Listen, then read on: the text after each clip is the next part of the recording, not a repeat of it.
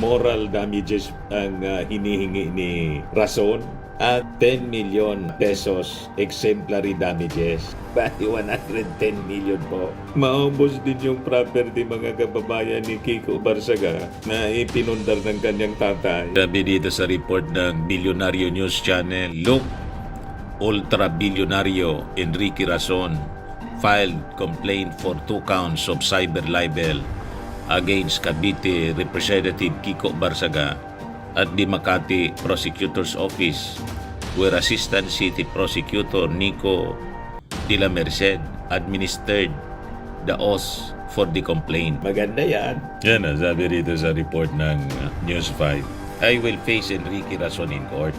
Nakahanda umano si Cavite 4th District Representative Kiko Barsaga na harapin sa korte. Nagbabagang mga balita at pagtalakay sa mga isyu ng lipunan. Bulsa! Opinyon, banat at paglalantad sa katotohanan. Bulsa! What you see is what you get. You decide. Ito po mga kababayan si Dante Maravillas. Si Congress Mio Kiko Barsaga sinampa ng kasong cyber libel ni businessman Enrique Rason. 100 million po na moral damages ang hinihingi ni Rason at 10 million pesos exemplary damages. Bali 110 million po. Maubos din yung property mga kababayan ni Kiko Barsaga na ipinundar ng kanyang tatay. Yan kasi ang motto nila, I want problem. Parang si Leandro Libeste mga kababayan. Nasabi natin kanina, sinampal ng fine 24 billion dahil hindi natupad yung kanyang pangako na mag-fulfill ng kanyang commitments po sa renewable service contract. 24 billion. Malamang mabankrupt. Ito naman po mga kababayan, si Congress Mio, 110 million moral and exemplary damages yung hinihingi po ng negosyanteng big time na si Enrique Rason. Yan kasi wala nang ginawa manggulo at magmiyo-miyo. Tingnan natin mga kababayan kung sa hearing tatanggapin ng judge yung pagmiyo-miyo niya. Baka mapadali yung pagpadala sa kanya sa mental. Yan ang sabi ng kanyang mga kasama before niya na dapat paintulutan na makabalik sa sesyon sa Congress kasi suspendido 60 days. Kailangan na niyang magsailalim siya sa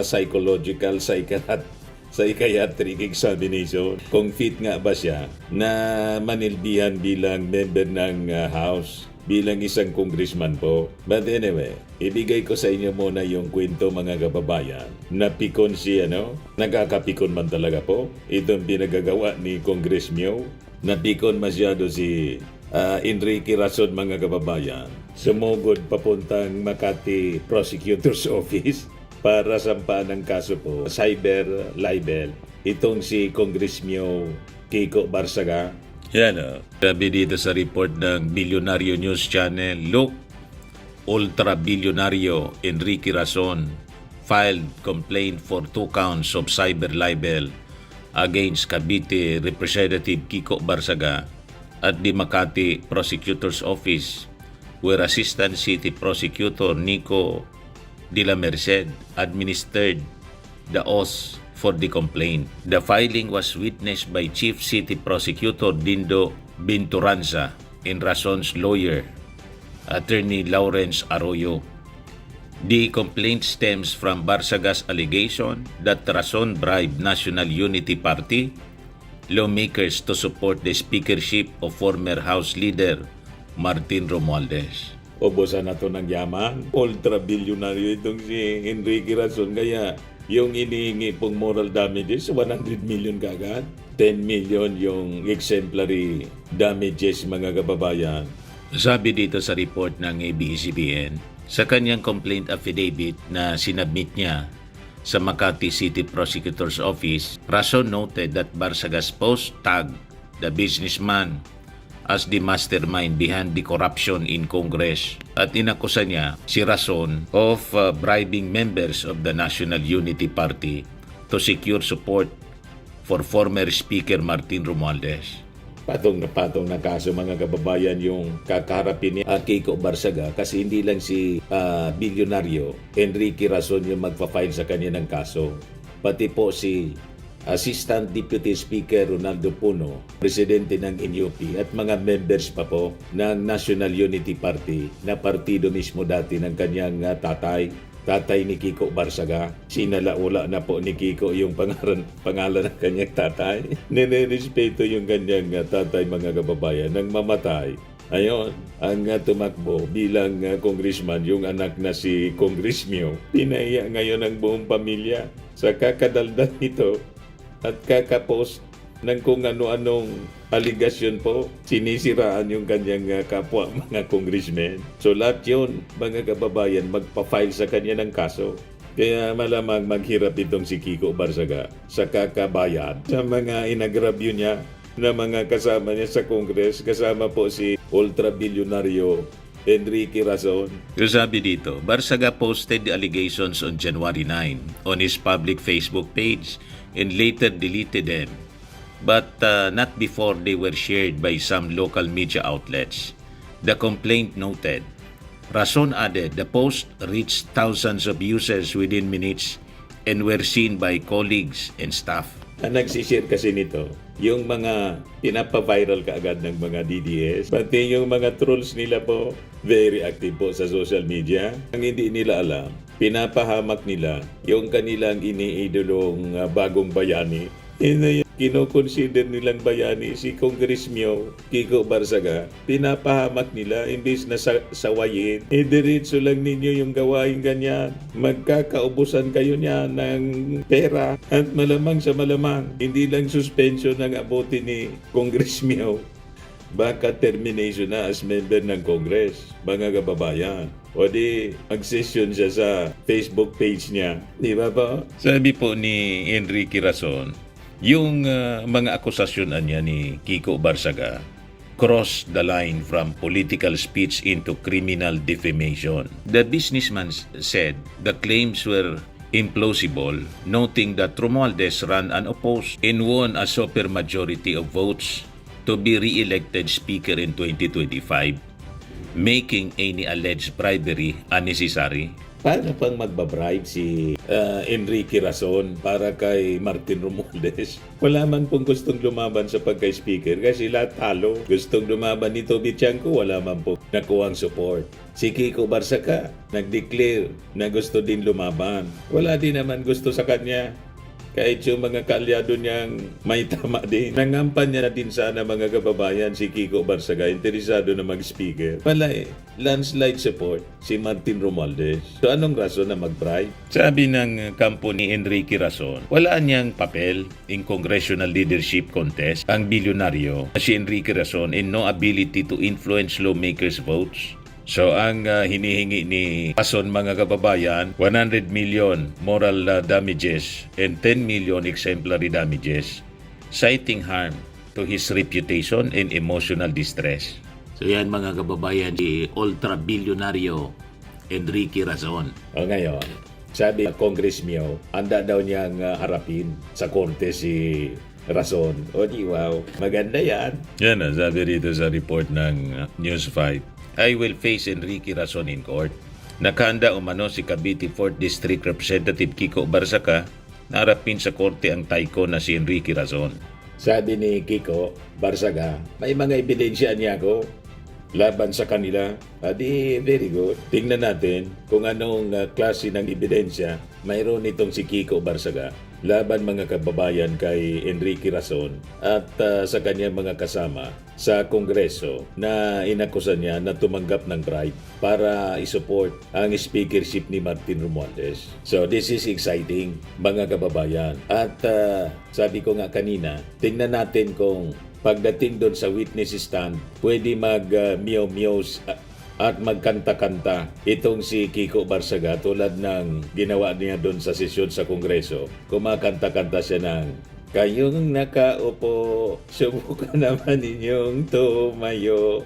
Meow, meow, meow, meow, meow. Tinatigil ni Congresswoman Garin kasi nagre-recording po, kumakanta-kanta para pong ito yung dapat pinagdududahan na bangang. Hindi yung ating Pangulong Bongbong Marcos ang may manifestasyon. Ganitong mga gawain po ang may manifestasyon. Kaya sabi dito sa mga nag-react, mga kababayan, sabi ni Ramon Lalo, Sana mabigyan ng diksyon ang saltik na yan. Sabi ni Danica Joy, supalpal ka na kung meow. Do not mess with Enrique Rason. Sabi ni Raymond Tira, when two worlds collide. Sabi ni Dong Austria Lasso, very good. Now, kick out Barsaga is given the chance to talk everything about his allegations in the proper forum, not in social media. Tama po, doon siya mag-mew-mew sa harap ng judge. Tingnan natin kung ano ang gagawin niya doon. Kung hayaan siya ng judge, mga kababayan, na magkanta-kanta ng mew-mew, baka doon na siya i-recommend na magpa-check up talaga. Sabi ni Zeus Gabriel Bitki, lahat may limitasyon. Nasobrahan niya sa freedom of speech niya. Nasobrahan siya. Sabi ni Darwin, exciting ito. Masubaybayan nga. Sabi ni Alan Tarok, mew-mew na lang isasagot ni Barsaga. Sabi ni Manny, iyak ka ngayon, Kiko Barsaga. Sabi ni Renz Bagyo, mas exciting to kaysa maglaro ng computer sa bahay. Sabi ni Gian Paulo Tabanan, maubos ang pera ng dasma, kakabayad sa abogado niyan. Kaya tuwang-tuwa yung mga abogado pag may problemang ganito. Ubusan nito ng pera, mga kababayan. Malamang, pagkatapos nitong kaso, bankrupt na siya. Tulad ni Libiste. Ilan ba yung yung sali ni Kiko Barsaga? Maubos yata yung Hindi man siguro siya mag 100 million. Yung sali, maubos yung pinundar ng ganyang tatay. Sabi ni Dors Lastimosa, nananahimik yung tao, dinamay mo pa. Tama lang yung ginawa mo, sir. Gatungan ba natin, mga kababayan? Sabi ni Jefferson Quezon, ubusan ng sobra sa yama. Sabi ni Miking, go, bilyonaryo, binangga mo pusa. Sabi ni Marie Angeline Unay Calano, turuan ng leksyon. Sabi ni Tampulano, ano na mga didilis, tulungan niyo naman ang bagong idol nyo. Ang itutulong yan, manggatong. Meron, wala man yan maibibigay na contribution. Pag naghirap na si Kiko Barsaga, wala siya sa buhay niya. Halaga niya. Yan kasi ang motto niya, I want problem. Sabi po, mga kababayan, ni King Solomon, ang pinakang wise na tao sa mundo. Death and life are in the power of the tongue, and those who love it will eat its fruits. Kaya yan na yung kinakain na bunga ni Kiko Barsaga, yung kanyang mga masasamang binitawang salita sa kanyang kapwa. Tuloy-tuloy mo lang yan para makuha mo yung hanap mo. Ayan man lang po, mga kababayan, yung ating short video. Ako po si Dante Maravillas. Bye-bye po. God bless. Firmax Firming and Lifting Cream, pinapahid po sa mga pulses and affected area. Mainam po sa paninigas ng mga kaso-kasuan. Ito naman po, Automax Radiant Serum. Sa mukha naman yung application, anti-aging po siya. You will look 10 years younger than your age. Sa mga cancer patients naman po, baka lang gusto ninyo itong itry. Neng siya red mixed fruit drink. Hindi mo po siya gamot, food supplement siya. Kaya lang, gawa siya, mga kababayan, sa goji berry. Yung goji berry may anti-cancer properties. O ngayon, yung mga inquiries ninyo, dumiritso na lang kayo sa aming messenger sa Facebook para masagot namin agad. Ayos pa? Ayos na ayosan niya, Mr. Maravilla. Sa mga nagana po ng malinis and spacious fitness gym, pumunta lang po kayo sa aming Colossal Fitness Gym. May Grab car rental din po kami. But anyway, ito po pala yung aming bagong product na binibenta online. I am worldwide amazing pure organic barley powdered drink mix from Australia. Negosyo to ng aking anak na architect entrepreneur Riz Maravillas. Ayan po. Kontakin na lang po ninyo siya, Riz Maravillas on Facebook. Ang mga health benefits niya, boost immunity, improves digestion, enhance energy levels, packed with antioxidants, prevent cancer. Ito naman po yung bago naming product na binibenta online. Eye Glow Serum, whitening po siya. Tingnan ninyo yung epekto sa aking anak na architect before and now. Yung mga inquiries po ninyo, dumiretso na lang kayo sa kanyang Facebook account, Riz Maravillas.